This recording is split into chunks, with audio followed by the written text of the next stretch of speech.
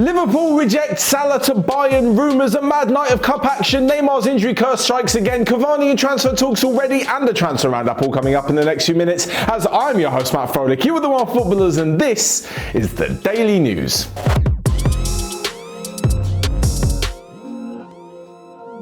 So first off, a Liverpool strong message to Bayern Munich is that Mo Salah is not for sale. Bayern's chief executive Karl-Heinz Rummenigge said that he was the Messi of Africa and that they would love to have him on their team. It's not going to happen though. Liverpool clearly don't want to sell their star man, even though he said that it's all in the hands of the club. A few months ago, after a Champions League match, there was interest apparently from Real Madrid and Barcelona in the Egyptian forward, but he said he wants to stay at Liverpool for as long as he can and win as many trophies as possible. Under Jurgen Klopp, at the minute, it looks like Liverpool got a pretty good chance in most competitions they enter, even though the title race looks to be running away from them this season. Actually, talking of that, we made a video yesterday on the 7 worst title defences. Should make sure you go and check that out. In the case of Salah though, the only reason, and I don't really think he's like this, the only reason I could see him leaving Liverpool is to get a huge pay rise. At the moment, he's on £200,000 per week. Obviously, that's a ridiculous amount of money, and I'm sure he's living absolutely fine and comfortably. But if he was very greedy and wanted to earn at the top level,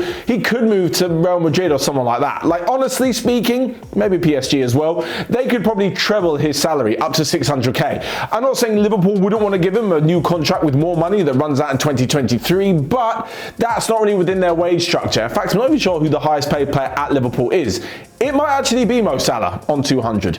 If not, it's on someone on about 250. They're not breaking the ridiculous 400-500k a week deals like Real Madrid are, and like Barcelona have the potential to do, maybe if they get rid of Lionel Messi and his bumper contract. So yeah, I'm not sure Salah's going to be leaving. It's a nice thought from Bayern. It's not going to work out though. So moving on then, and actually talking of Barcelona, they were in cup action last night, and what a night of action it was across Europe. Not so much for Barcelona fans though. They lost 2-0 to Sevilla, and former player Ivan Rakitic sealed the deal with the goal against his former side. Jules Koundé opened the scoring with an incredible solo run, and honestly, watching the highlights, you gotta kind of cringe a little bit when you watch Samuel Umtiti's performance. He got done far too easily by opposing centre-back for the first goal.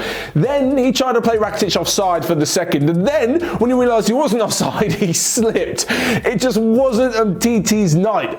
All of this after you guys voted him better than Messi in our Instagram stories. Unbelievable. Anyway, it now means that Barcelona will have to overturn the 2-goal deficit in a few weeks' time as they play the return leg of the semi-final in the Nou Camp.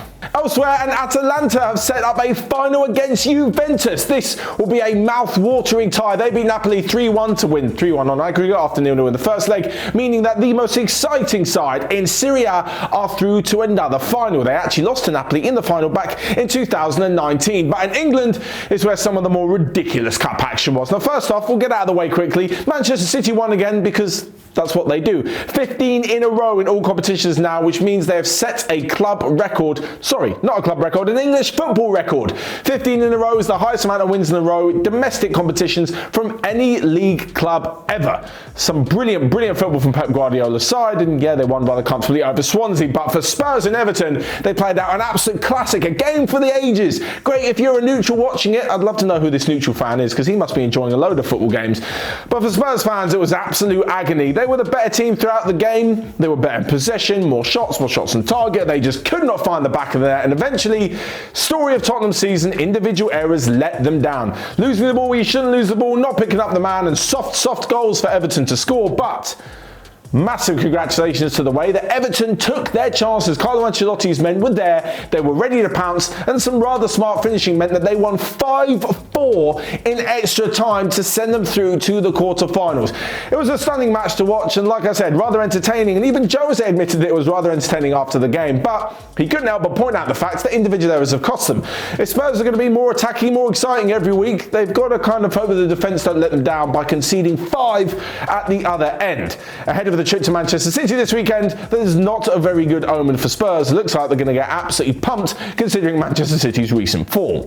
Next up, PSG winning winners of the French Cup for 5 of the past 6 seasons are through to the next round after a 1-0 victory last night, but that was not the story. Neymar hobbled off, and of course he did. The injury curse of Neymar a few weeks before his sister's birthday and right before the last 16 of the Champions League. They played Barcelona, his former club, Neymar, Messi, Barca, PSG, the biggest game that everyone's looking forward to, in 6 days, and he's hobbled off with an injury. Now after the game, for some reason, fellow player and goalscorer on the night, Moise Kean, decided he'd play doctor and said that Neymar would be back in training tomorrow and everything's absolutely fine. Not sure he's qualified to be a doctor, maybe stick to the football, Moise Kean. And Pochettino said, well, he wasn't optimistic. He said they're going to have to wait and see how Neymar reacts to the injury, then see if he can recover in time. Honestly, this would be such a blow for him and just for the game in general. It needs the protagonist. This game is absolutely massive and it'd be such a shame if Neymar were to miss it. Of course, whenever PSG seems to go out early in the Champions League, it always is without Neymar. Moving on though, and to Edinson Cavani, who's actually showed himself to be one of Manchester United's most consistent strikers recently, but apparently, according to ESPN, he's already in talks with Boca Juniors. Now the reason being is that you kind of forget that Cavani was signed on a 1-year contract. Manchester United had the option to extend, but because he was signed on a 1-year deal, and because we're past January, Cavani can talk to any club he wants and agree a pre-contract. The one with Boca may actually come into effect next season, so it's kind of a little bit of a gap between finishing the English Premier League season in May and then starting the next Argentinian season, but apparently they're looking to do it. As for Manchester United, I'm not sure they're going to want to lose Cavani. I think they're going to trigger this 1-year extension to take him up to the summer of 2022. And it would just be a good deal. Like at the moment, they really do need him. He's firing in the goals. He's proving to be a brilliant player up top, not just with his goals, with his work ethic, the way he's linking up with the rest of the team. And unless United are going to go out and spend ridiculous money on a brand new striker in the summer, they're going to need Cavani. So I think it's probably worth their while keeping him around just for another year. After all of this though, Cavani has said at some stage he will return to his native Uruguay once he retires, so maybe a stop in Argentina first is exactly along his path. Lastly then, a quick roundup of the rest of the day's transfer news that you might have missed, and Strasbourg's Mohamed Simakan is apparently on his way to RB Leipzig. Elsewhere, and AC Milan are hoping to make Diogo Dalot's loan from Manchester United a permanent one in the summer. Spurs and Juventus have been linked with Sampdoria's Danish midfielder Mikkel Damsgaard, and lastly but not least, on top of Borussia Dortmund's goalkeeper list is apparently Peter Gulassi from Leipzig. There you have it then, that's all from me for today. Make sure you check out everything else we've got going on OneFootball, and until next time, I will see you guys later. I'm sorry Angelina, this has been a terrible one. Good God.